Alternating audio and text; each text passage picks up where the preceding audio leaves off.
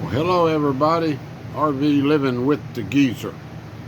I'm inside here at Casa de Geezer, and it's warmed up this afternoon. It's about 91 degrees. So as you can hear, I got my AC going. But I just want to show you real quick here what I just got through doing. It took me 3.5 hours to defrost my freezer. Yeah, RVs, they're, for some reason, nobody has invented a frost-free freezer for an RV refrigerator. So, boy, that's dirty. I need to clean that door up, don't I? You don't notice that when you're looking at it straight, but through the camera, wow. Yeah, and that's what I got in there, guys. I don't have much. I got some liverwurst that I actually, when I first got Luna, I bought this because it works so well with Blanca to get a pill downer. If you ever have trouble getting the pill down your dog, get you some bratwurst. That's what this is. And not all stores carry it though, so I freeze it. And but it was she takes her pills, that the ones so far so good. Then I got my tortillas from HEB and some frozen blueberries I put in with my breakfast in the morning. And one of the keys to it is to make sure when you get all that ice and moisture out of there, you leave it off for a while. It's dry now, so I can go ahead and turn her back on. There we go. Back on. Yeah, because if you don't, it's just going to freeze back up on you again, of course. So I've finished about an hour ago, and I went through a whole roll of paper towels, just about. That's what's left. And then that ice, I just kept rotating these pots of boiling water, putting them in there, and then, shutting the door and letting it melt the ice little by little. And that ice, I threw it down here in the sink. Here's some of the chunks that came off.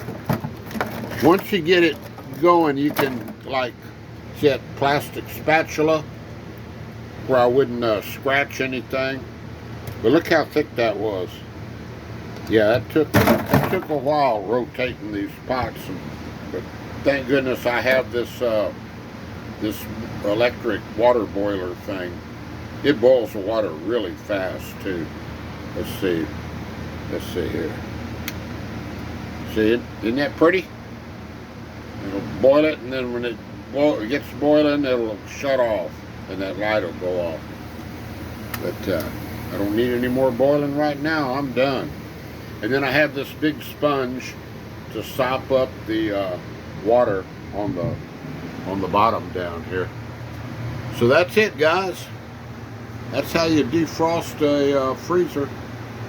I had a freezer in my house, in our house in Wynwood, way back in the 80s, that a friend of mine gave me, and it was a regular stand-up type freezer that you had to defrost. And I remember about every 6 months I'd defrost that thing. Take forever to get it done. And I know somebody's going to mention using a hair dryer. I just don't like using electricity around waters like that. I had a really an acquaintance, I'll say, in high school that he bit the dust by doing something similar with electricity and water. So I'd rather just do it the old slow way. Anyway, that's good for probably another, I'd say, I let it go too long this time. I'd say every 4 months maybe it'll start forming some ice. And it's a lot easier if once your ice starts forming, just go ahead and shut it off and get it done. Don't be a procrastinator like old old geezer. So yeah, we got her back on now. So it sure ain't gonna get cold with the door open, is it? There we go. I got a handle for that thing. I just can't figure out how to slip it down that ridge. I put this one on. I replaced that one, but this top is different up here. I'm gonna have to get. That's real low on my priority list of things to do, though, because I just reach in there and push this little thing in, and it opens up. All right, I guess I better clean the door to my refrigerator now.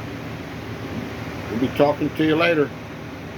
If you want to see what this looked like before I defrosted it, watch my video from last night. I showed it all iced up last night. Doesn't that sound exciting? You can go back and hunt that up and watch it. Yeah. Go for it, guys.